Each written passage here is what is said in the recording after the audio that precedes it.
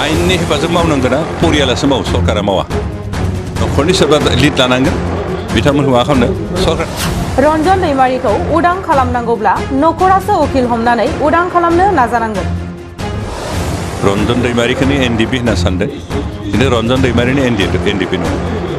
Ranjan दैमारियाल' NDFB नङा होसिख्रावना जेबो फिथाइ थाया लामायाव ओंखारनानै होसिख्रावबाय थाब्लाबो जेबो लाब गैया बारग' एनडिएफबि होननानै बुङोब्ला रावनिबो गैया रन्जन दैमारिनिल'सो बिटिआर गोजोन गोरोबथा सागान होनाय एनडिएफबिनि गायसनगिरि रन्जन दैमारिखौ जोबथेसालिनिफ्राय उदां खालामनो नाजायाखै नामा दिनैनि सानाव रन्जन दैमारिखौ बिटिआर गोजोन गोरोबथानि उनावबो उदां अख्राङाव लाबोनो हास्थायाखै नामा बिटिआर खुंथाय गोहोआव थानाय सरकारा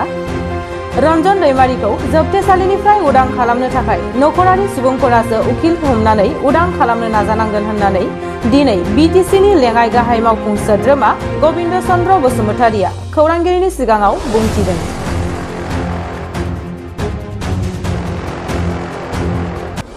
आयेननि हेफाजाब मावनांगोना परियालासो मावो सरकारा मावा न'खरनि सोरबा लिड लानांगोन बिथांमोनखौ मा खालामनो सरकारनिफ्राय हेफाजाबसो खालामनो हायो खिन्थु सरकारा डाइरेक्टलि बिथांखौ कर्टनिफ्राय दिहुननांगौ होननानै बेबायदि खालामनो हाया बेनिखायनो बिथांमोना सोरबा उकिल हमथों उकिलनि गेजेरजों दिहुननाय बेबस्था खालामथों बेजों थागोन बेलेगथ' हाया बेलेग जेबो उपाय गैया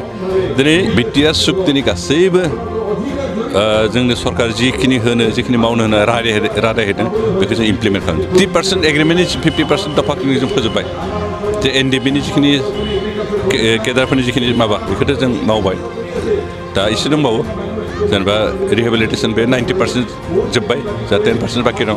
केस उइथड्रआ 200सोनि केस बारा उइथड्र जाबाय बाखि एसे दंबावो बेखौ फारियैनो उइथड्र खालाम कारण खनसेनो गासैबो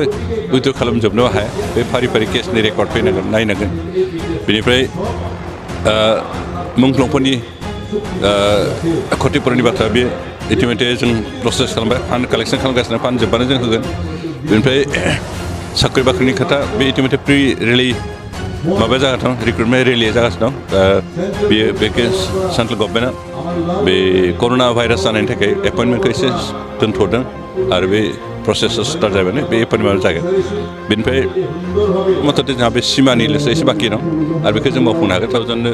5 crore करि होनांगौ 5 लाख करि होनांगौबा गोबां थाखा दं नांगौ जायो बेनिखायनो जों फान्डखिनिखौ एसे कालेक्सन खालामबाय थादों बे फान्डआ जेथिया फुरा जागोन जोबगोन बे बारग' एनडिएफबि होनना बुङोब्ला बे रन्जन ग्रुपनिल'सो रावनिबो गैया